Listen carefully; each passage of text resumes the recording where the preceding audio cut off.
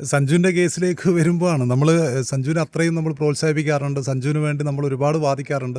അപ്പോൾ സഞ്ജു എനിക്ക് തോന്നുന്നത് സൂര്യകുമാർ യാദവിൻ്റെ വാക്കുകൾ തന്നെ നമുക്ക് കടമെടുക്കാം. സഞ്ജുവിൻ്റെ ഇന്നിങ്സ് കണ്ടപ്പോൾ നമ്മൾ ഒരിക്കലും സഞ്ജു ഒരു ഫോം ഔട്ട് എന്നല്ല എനിക്ക് തോന്നിയത്, സഞ്ജു ഔട്ട് ഓഫ് റൺസ് എന്നുള്ള ഒരു സംഭവം തന്നെയാണ് തോന്നിയത്. കാരണം ഫസ്റ്റ് ബോളിൽ തന്നെ അദ്ദേഹം ഇൻറ്റൻഷൻ ക്ലിയർ ആയിരുന്നു. സഞ്ജുവിൻ്റെ ഇൻറ്റൻഷൻ എന്നുള്ളത് എങ്ങനെയാണോ നമ്മൾ കളിക്കേണ്ടത്, എങ്ങനെയാണോ T20 അപ്രോച്ച് ചെയ്യേണ്ടത് എന്ന രീതിയിൽ നോക്കുമ്പോൾ സഞ്ജുവിൻ്റെ ഇൻറ്റൻഷൻ കൃത്യമായിരുന്നു എന്ന് തന്നെയാണ് എനിക്ക് തോന്നുന്നത്. ഫസ്റ്റ് ബോളിൽ തന്നെ ആ ക്യാച്ച് ഡ്രോപ്പ് ആണെങ്കിൽ കൂടി പുള്ളി 6 അടിക്കാനാണ് നോക്കിയത്. അപ്പം പക്ഷേ സഞ്ജു കുറച്ചുകൂടി ബുദ്ധിപരമായിട്ട് കളിക്കണം എന്നുള്ളതാണ് ഏറ്റവും പ്രധാനപ്പെട്ട കാര്യം. കാരണം സഞ്ജു ഒരിക്കലും സെലക്ടർമാരുടെയോ അല്ലെങ്കിൽ കോച്ച് ഗംഭീറിൻ്റെയോ ഒന്നും ഗുഡ് ബുക്കിൽ പെട്ട ഒരാളല്ല. കാരണം സഞ്ജു ഒരു മോശം ഇന്നിങ്സ് കളിക്കുകയാണെങ്കിൽ തൊട്ടടുത്ത നിമിഷം സഞ്ജുവിനെ ഒഴിവാക്കാൻ ശ്രമിക്കുന്ന ആൾക്കാരാണ് സെലക്ടർമാരെന്നും നമുക്ക് കൃത്യമായിട്ട് അറിയാം. സഞ്ജു അവസാനം കളിച്ച ഏകദിന മത്സരത്തിൽ സെഞ്ചുറി അടിച്ചു, അതിനുശേഷം അദ്ദേഹം ഏകദിന ടീമിൽ അവസരം കിട്ടാത്തത് നമ്മൾ കണ്ടിട്ടുണ്ട്.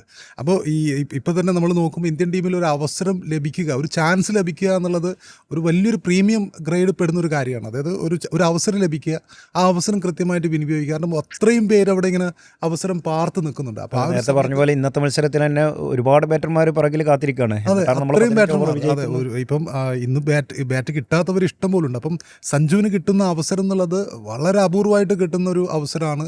ആ അവസരം അദ്ദേഹം കുറച്ചുകൂടി ബുദ്ധിപരമായിട്ട് തന്നെ ഉപയോഗിക്കണം എന്നുള്ളതാണ് എൻ്റെ ഒരു ടേക്ക്. കാരണം അതായത് ഇനിയുള്ളത് ഇപ്പം സഞ്ജുവിന് എന്തായാലും ഈ ലോകകപ്പിലെ നമ്പർ 1 കീപ്പർ അദ്ദേഹമായിരിക്കുന്നു നേരത്തെ തന്നെ ഇന്ത്യൻ ടീം പ്രഖ്യാപിച്ചു കഴിഞ്ഞു. അപ്പം ഈ അടുത്ത 3 മത്സരം എന്നുള്ളത് അദ്ദേഹത്തിന് നിർണായകമാണ്. പ്രത്യേകിച്ചും ഇഷാൻ കിഷൻ ഫോമിലെത്തി എന്നുള്ളതും ഒരു പ്രധാനപ്പെട്ട കാര്യമാണ്. തിലക് വർമ്മ തിരിച്ചു വരുന്ന സമയത്ത് ചിലപ്പോൾ ഓപ്പണിംഗ് സ്ലോട്ടിലേക്ക് മാറ്റിയാലോ അവിടെയാണ് ചലഞ്ച് വരുന്നത്. അതെ, തിലക് വരുന്ന സമയത്ത് ഇഷാൻ കിഷൻ ഓപ്പണറായിട്ടാണ് മുംബൈ ഇന്ത്യൻസിന് വേണ്ടിയിട്ടൊക്കെ കളിച്ചിട്ടുള്ളത്. അപ്പോൾ ഇഷാനെ റീപ്ലേസ് ചെയ്യാനുള്ള ഒരു ഓപ്ഷൻ ഉണ്ട്. അപ്പോൾ സഞ്ജുവിന് ഈ ബുദ്ധിപരമായിട്ട് കളിക്കണം എന്നുള്ളതാണ് ഈ ഒരു സന്ദർഭത്തിൽ പറയാനുള്ളത്. പിന്നെയുള്ളത് സഞ്ജു ഒരിക്കലും അഭിഷേകിനെ അനുകരിക്കാൻ പാടില്ല. കാരണം അഭിഷേക് ഫസ്റ്റ് ബോൾ തൊട്ട് ആക്രമിക്കുന്ന ഒരു കളിക്കാരനാണ്. സഞ്ജു ഒരിക്കലും ആ കാറ്റഗറിയിലുള്ള പ്ലെയർ അല്ല. മാത്രമല്ല സഞ്ജു ഗില്ലിനെ പോലെ ഒരുപാട് പന്തുകൾ മുട്ടിയിട്ട് അല്ലെങ്കിൽ ഒരുപാട് പന്തുകൾ നേരിട്ട് സ്റ്റാൻഡ് ചെയ്ത് കളിക്കുന്ന കളിക്കാരനല്ല. ഇൻ ബിറ്റ്വീൻ ആയിട്ടുള്ള ഒരു കളിക്കാരനാണ് സഞ്ജു. ഗില്ലല്ല, അഭിഷേകുമല്ല. ഇത് രണ്ടിൻ്റെയും ഇടക്ക് കളിക്കുന്ന ഒരു പ്ലെയറാണ് സഞ്ജു എന്നുള്ളതും അയാളുടെ ശൈലി അതാണ് എന്നുള്ളതും അയാൾ കൃത്യമായിട്ട് മനസ്സിലാക്കേണ്ടത് അത്യാവശ്യമാണ്.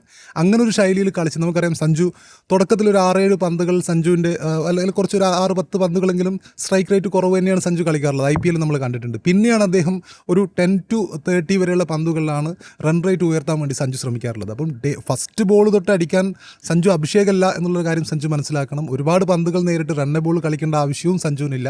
സഞ്ജു അദ്ദേഹം എങ്ങനെയാണോ IPL അദ്ദേഹത്തിൻ്റെ രാജസ്ഥാൻ റോയൽസിന് വേണ്ടി കളിച്ചിരുന്ന ആ ഒരു കാലഘട്ടം, ആ ഒരു അതേപോലെ തന്നെ കളിക്കാനാണ് സഞ്ജു ശ്രമിക്കേണ്ടത് എന്നാണ് എൻ്റെ ഒരു ടേക്ക്.